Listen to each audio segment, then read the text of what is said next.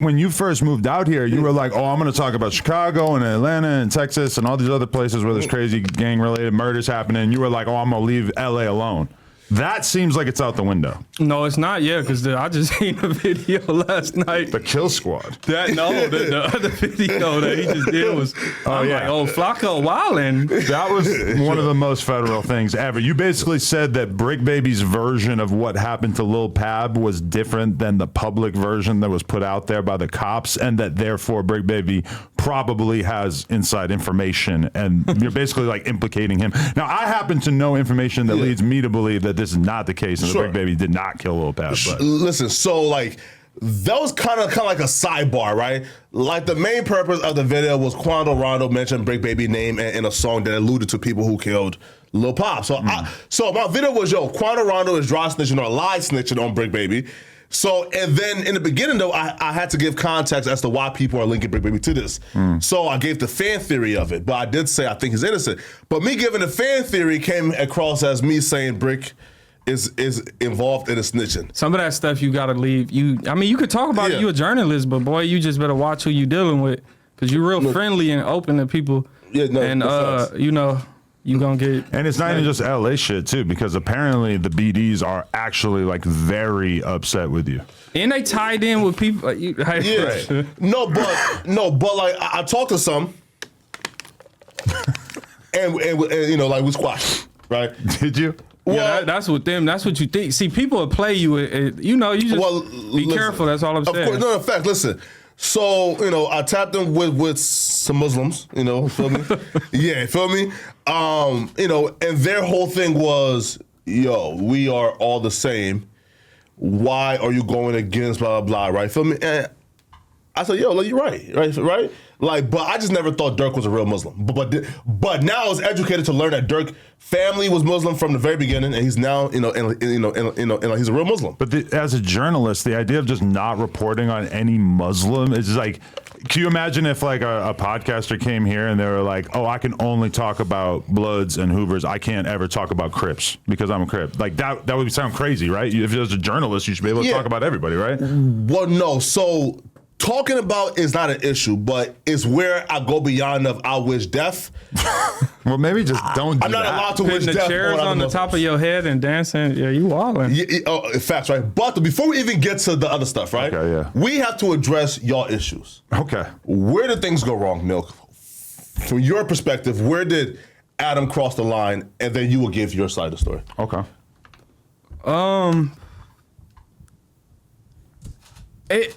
It was the only reason something started, and it wasn't even really that. It was the C-Mac interview after me, but that wasn't even so much of me. That was the people in the comments and the DMs and shit, like, oh, that's weird or whatever. And then, they start sending me the like tweets of the old shit that was said, little jokes or whatever. So that kind of just, that kind of is what started it, to be honest. It wasn't really nothing, nothing happened.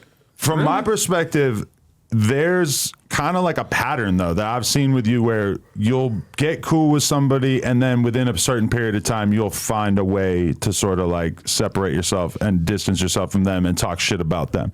No. And I'm not saying that you didn't have like real complaints about me, because I understand how it could have looked wacky for me to be having Crip Mac on right after you, given that he was, especially at that time, he's like the big bad anti-Hoover boogeyman that like people were really pissed off about. Like it seemed pretty controversial for me at the time. Like everybody think about Crip Mac like a big teddy bear now. Yeah. But like at that time, I really thought like, oh, I'm interviewing a dude who has Hoover Killer on his head. This is not good. Like I need to like make sure I keep my distance from this dude, because this dude really is gonna be a target. Yeah. But who have I got along with and then not got along with? Well, the T-Rell thing stands out, even though I totally endorse you. Well, no, that. But me and him been kind of bump heads a little bit, and that's because people be coming after me low key. They be doing all type of weird shit. You feel me? That he don't want me around. He never wanted me around. The person that ain't the real gangbanger, or was never the real gangbanger, never wants to be around the person that was really in the streets. So it's like a lot of weird shit, and I can't be like biased and not say nothing and not react to it, but that was never my friend. I went and did an episode with him. I don't know him. I didn't know him on the streets. And I got a lot of other people that I deal with that I still deal with. It's just certain stuff. I mean, you know. Do you remember how it happened that Crip Mac went on a live stream with Blasey and basically like dissed T-Rell and the Hoovers on the live stream where previously Crip Mac was never on live stream, so it's like if he said some shit like that, we would edit it out. Yeah. But then he did that, and T-Rell immediately used it as leverage to get Crip Mac like banned from No Jumper, right? And banned him. I basically went along with it, but it's pretty funny when you think about it because T-Rell being upset about Crip Mac's forehead tattoo is like me being upset at Crip Mac's forehead tattoo. Like he's not really even that to be worried about that forehead tattoo, right? Yeah, but when he first came out though, it was like a problem on the internet. Right. Every comment was like, "Oh, y'all weak. How is he outside? And how is he still alive?" And crazy comments. But yeah, Why do you say that though? Wait, sorry. So okay, so like Milk just said, a fake gangbanger in T-Rell, right? Well, I'm just saying like a person that wasn't. I mean, his really brother happening. said that. And then Adam just said that T-Rell being upset at Crip Mac's tattoo is like. It's like him being upset. So y'all are both insinuating that T-Rell is a civilian or not really a gang member. Well, so I'm just going on what his brother said because if he's like the extent to which him and Heather are allowed to put on that image is because of his brother, right? Yeah. So I'm going to take his brother's word for it. Well, he's Hoover. So is that true or? What? So when T-Rell was in conflict and over here, there was 100 Hoovers. Like, Well, I mean, that's what ready was to able pull to up. have Tiger around. Yeah. Because a lot of people don't know Tiger Chain got snatched when he did that Hard in the Paint video over there. It was, he had to get his brother and more people, you know. But, you know, that's what people do. Some people let a person, you know, represent this if he's in the right position, I guess. But, you know, like, I just don't think that shit okay. Like I said, I wasn't never really friends with T-Rell. I just didn't want to beef with him because he's from the same community as me on the internet. But it's only so far that I can go. What I feel like is attacks on me, bro. Certain shit. And I don't know, but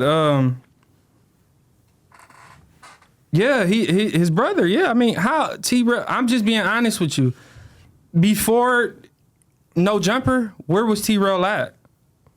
Working in women's clothing. But who was he around? And being a stay-at-home dad, realistically. Wait, the Last Kings was a multi-million-dollar company. But then it went away and he got sued for multi-millions of dollars. And then Sorella became what was located in that store. And then he was kind of working on the back end of that, plus taking care of the kids. Yeah. Which, you know, respect to anyone who's. And Last King only got popping because of Figaro. Nobody was wearing it really because of the well, some people was, but more people was wearing it because of the initials. That's what people was wearing it for. But that shit I got banned in the 50s in his area for a minute. Wait, it got banned? Well, for the people like the people that's in the streets, yeah. Why? Because it was, you know, like T-Rell wasn't doing nothing. You know, he was supposed to get Sharky a deal or at least a song with Tyga or something like that. That never happened. It was just a lot of shit, bro. I'm not from down there, but you know, I knew certain shit. But what I was saying, I never seen him when I was outside.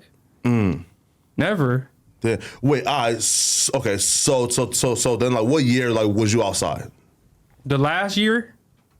Yeah. Like what? Like right here, cause he started fucking with Tiger like 2011, right?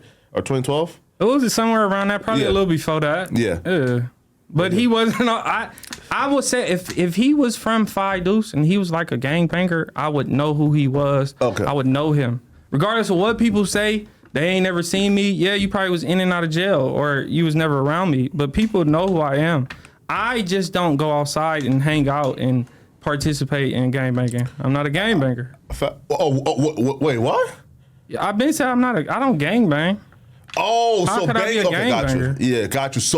So banging means you're outside an active member. Means you're just a part of the brotherhood. Yeah, I mean, Okay. you got some members that still, you know, that hang out every day, but I can't. I can't hang out and try to become do YouTube and then got to deal with me frontlining. Now the people know that I'm frontlining, so now they coming because they want to get this trophy. I'm a target. Then you got to worry about other shit. You know, you got haters from everywhere. Yeah, like politics. wherever you from, it's gonna be somebody that don't like you or hate you. But it's not even that. It's just if I go hang out and try to do YouTube, two things gonna happen. I'm either die Facts. or go to jail, bro. So I've been said that I'm not gonna mix the two. And I just said f- it, and I didn't really care what nobody said, bro. Yo, that was But probably we could bring the security, we could bring the kill squad, whatever we got to do. But we got to do like a Milk74 / No Jumper toy drive in Christmas out there and shit. And that visual of That's for just sure. giving back, that would be hard. Yeah, that could happen. It's not like I ain't never told on nobody. I've never ran out on nobody. I've never did no whole shit. I mean, I can't straddle the fence, bro, because I seen people do this and then they go get 15 years or they get killed, bro. And I'm not gonna be the one that could have, got a little whatever and then just f it up for somebody that don't really care about me, bro.